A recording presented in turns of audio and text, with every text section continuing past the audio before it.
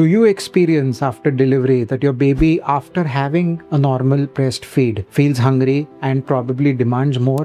Does it mean that your milk supply is low? Well, let me tell you that is not always the case. A baby's stomach is very small.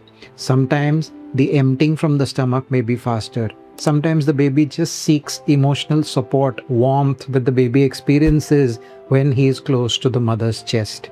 So it is not always that your milk supply is low. We need to keep attention to the fact whether the baby is passing urine and motion normally, is active.